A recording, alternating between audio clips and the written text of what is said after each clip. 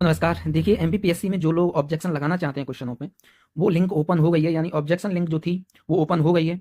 आपको एक चीज़ और बता दूं, हर बार जो आयोग देता था आपको 7 दिन देता था लगभग, लेकिन इस बार आयोग ने सिर्फ 5 दिन दिए हैं, तो इस बात को भी आपको ध्यान रखना। यानी आप 3 तारीख से लेकर सिर्फ 8 तारीख तक ऑब्जेक्शन लगा सकते हैं। ये भी हम आगे आप देखते जाएंगे कैसे ऑब्जेक्शन लगाना है, क्योंकि कई लोगों का प्रश्न रहता है कि ऑब्जेक्शन कैसे लगा।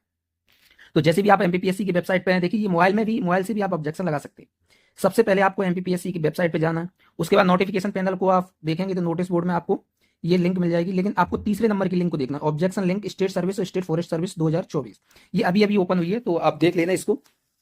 आपको जाना कहाँ है, तो सबसे पहले मैं बता देता हूँ आपको। ये देखिए, आपको जाना है, ये देखिए वेबसाइट मोबाइल में खुली हुई है, mponlinegovernment.in पे। ठीक है, जब आप यहाँ पे क्लिक करेंगे, इस जगह पे इस लिंक ये क्लिक क्लिक कर सकते हैं आप। जब वेबसाइट पे जाएंगे, जैसे ही यहाँ पे क्लिक करेंगे तो आपके सामने कुछ ऐसा पेज खुल के आएगा इस प्रकार। तो आपको देख लेना है ध्यान से, क्योंकि आप हो सकता है इसमें शुरुआत में यहाँ क्लिक कर दो, यहाँ नहीं क्लिक करना है। आपको स्क्रॉल करना है इसको नीचे की तरफ, फिर आपको यहाँ मिलेगा राज्य सेवा प्रारंभिक परीक्षा 2024, राज्य वन सेवा प्रारंभिक परीक्षा 2000, ये राज्य वन सेवा प्रारंभिक परीक्षा 2024। उसके बाद आपको यहाँ पे फिर क्लिक करना है, ये फर्स्ट वाले पे, ये एक्शन में आपको दिख रहा है, यहाँ पे क्लिक करना। फिर आपके सामने कुछ इस प्रकार का खुल के आएगा, इस प्रकार से। ये मैंने झूम करके दिखा दिया। कुछ यहाँ पे क्लिक करना है आपको एक्शन वाले पे, और फिर आपके सामने कुछ इस प्रकार खुल के आएगा। यहाँ आपको क्या डालना है, अपना एप्लीकेशन नंबर डालना है, और यहाँ पे आपको डेट ऑफ बर्थ डालना है। यानी दो चीज चाहिए आपको, एक आपका जो एप्लीकेशन नंबर है 2024 का वो, और डेट ऑफ बर्थ डालना है। इसके बाद आपके सामने जैसे ही आप वैलिड करेंगे, आपके मोबाइल नंबर पे एक ओटीपी आएगा, तो यही पॉपअप खुल के आएगा, तो वहाँ आप ओटीपी फिल करके फिर वेरीफाई ओटीपी जैसे ही करेंगे, तो उसके बाद आपके सामने कुछ इस प्रकार का पेज आ जाएगा।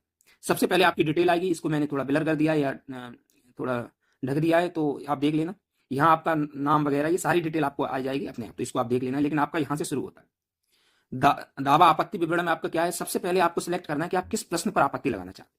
यहाँ आप क्लिक करेंगे तो दो ऑप्शन आपके सामने आएंगे, एक जनरल स्टडी, एक जनरल एप्टीट्यूड टेस्ट। तो चूंकि सभी लोग मुझे लग रहा है जनरल स्टडी में लगाएंगे, तो जनरल स्टडी वाला आप इसको लगा रहे हैं। उसके बाद आपका सेट पूछेगा, तो आपका जो पेपर में सेट था, जब आप पेपर देने गए थे 30 तारीख को, जो सेट था, तो यहाँ पे क्लिक करेंगे तो ABCD तीन आपको विकल्प मिलेंगे। उसमें से आपका जो भी सेट हो उसको आप क्लिक कर देंगे। उसके बाद आपको किस क्वेश्चन पर आपत्ति लगाना है वो चॉइस करना है। उसके बाद सिलेक्ट ऑप्शन फ्रॉम लिस्ट, और ये जैसे ही इस पर क्लिक करेंगे तो आपके सामने कुछ इस प्रकार का पॉपअप खुल के आएगा। मैं आपको बता देता हूँ, कुछ इस प्रकार से पॉपअप खुलेगा, इस प्रकार से ये ऑप्शन आपके सामने आएगा। आयोग द्वारा उत्तर विकल्प गलत है, यानी आपको लगता है कि आयोग ने जो उत्तर दिया है वो गलत है, दूसरा उत्तर होना चाहिए। या आपको लगता है कि आयोग ने जो दिया है वो भी सही है, लेकिन इसके एक से अधिक उत्तर होना चाहिए, तो आप इसको क्लिक कीजिए।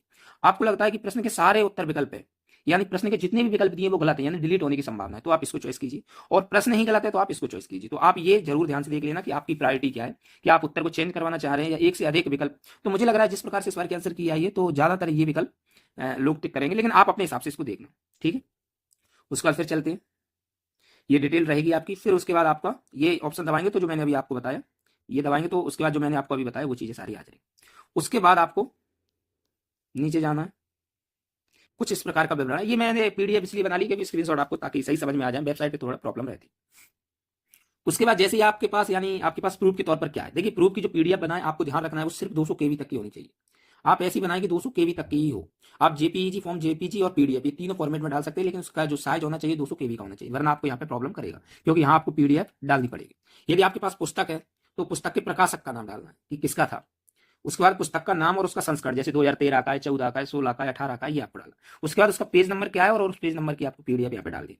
मान लो आपके पास किताब नहीं, कोई वेबसाइट का लिंक है, तो आपको वेबसाइट सबसे आसान है। आपको वेब इस पे क्लिक करना है, यहाँ पे ये ओपन हो जाएगा। यहाँ URL यानी लिंक डाल देना इसकी, और फिर जो आपने पढ़ा है उसकी PDF यहाँ पे डाल देना। यदि समाचार पत्र है तो यहाँ पे समाचार पत्र क्लिक कीजिए, समाचार पत्र का नाम डाल दीजिए, प्रकाशन की तारीख डाल दीजिए, पृष्ठ क्रमांक डाल दीजिए और उस PDF डाल दीजिए। यदि शोध पत्र है तो शोध पत्र के लेखक का नाम, उसका शीर्षक क्या था, प्रकाशन की तारीख क्या थी, और उसके बाद उसकी PDF डाल दीजिए। पत्रिका वगैरह है तो पत्रिका का प्रकाशक का नाम, पत्रिका का नाम, पृष्ठ क्रमांक ये डाल दीजिए। यदि आपको लगता है कि नहीं मेरे पास एक से अधिक सोर्स है, यानी आपके पास ये भी सोर्स है कि पुस्तक में भी लिखा हुआ है, वेबसाइट में भी लिखा, तो आप दोनों पर टिक कर सकते हैं। ये ऑप्शन इसमें अवेलेबल है, आप इसको भी आप यहाँ पे भी टिक कर दीजिए, यहाँ पे भी टिक कर दीजिए, पुस्तक का नाम भी लिख दीजिए। यानी यदि आपके पास एक से अधिक सोर्स है तो आप इसको टिक करके, एक से अधिक पे टिक करके आप कर सकते हैं। जब ये सारी चीजें हो जाएंगी तो फिर आपके पास कुछ इस प्रकार आएगा। ये देखिए, जैसे मैंने यहाँ पे क्लिक किया है तो ये हो गया है। जैसे जी यहाँ पे ब्लर है तो यहाँ आपको ये ओपन हो गया। ठीक है, उसके बाद आपको क्या है, add objection from selected question, जैसे ये सारी चीज हो जाएगी। अच्छा, आपके पास ये भी ऑप्शन है कि आप डिस्क्रिप्शन लिख सकते हैं कि मैं इसमें मतलब ये कैसे आंसर है, क्योंकि कई बार चीजें डायरेक्ट नहीं मिलती हैं, इनडायरेक्टली मिलती हैं, तो चीजें समझाना हो तो आप यहाँ पे लिख सकते हैं सारी चीजें कि किस प्रकार से क्वेश्चन गलत है या किस प्रकार से एक से अधिक विकल्प होने चाहिए। तो आप हिंदी इंग्लिश दोनों में यहाँ पे लिख सकते हैं, ध्यान रखना हिंदी इंग्लिश दोनों में लिख सकते हैं, और उसके बाद यहाँ पे ऑब्जेक्शन लगा सकते हैं। और उसके बाद कुछ नहीं है, उसके बाद आपको सीधा सबमिट का ऑप्शन नीचे आएगा, ये ध्यान रखना, यहाँ नीचे एक सबमिट का ऑप्शन आएगा, उसको सबमिट जरूर करना है। सबमिट करने के बाद एक से अधिक क्वेश्चन पे ऐसे ही आप लगा सकते हैं। तो चीजें आप समझ गए होंगे, उम्मीद है। वीडियो थोड़ा बड़ी हो गई, अब आपके प्रश्न रह गए, क्योंकि पिछली वाली मैंने ऑब्जेक्शन की वीडियो डाली थी, उस पर काफी लोगों के कमेंट ये है कि सर ऑब्जेक्शन वाला टेलीग्राम खुल नहीं रहा है। तो आप सीधा टेलीग्राम पे सर्च कीजिए MPPSC ऑब्जेक्शन 2024, या तो ये सर्च कीजिए, वरना कमेंट बॉक्स में आप देखा कीजिए पिन है, कमेंट बॉक्स में जो कमेंट पिन है उसमें देखिए रीड मोर करके वहां पे एक लिंक दी हुई है, उस पर क्लिक कीजिए। बार बार क्या होता है, एक बार रीलोड एरर आ जाता है, तो एक दो बार आप करके देख लीजिए, तो वहां पे आपका हो जाएगा। उम्मीद है सारी चीजें समझ में आ गई होंगी। यदि ऐसी हेल्पफुल चीजें आपको चाहिए तो प्लीज चैनल को सब्सक्राइब जरूर कीजिएगा, और आपका साथ आपके प्यार से हम आगे बढ़ते रहेंगे। तो बहुत बहुत धन्यवाद दोस्तों। जय हिंद, जय भारत।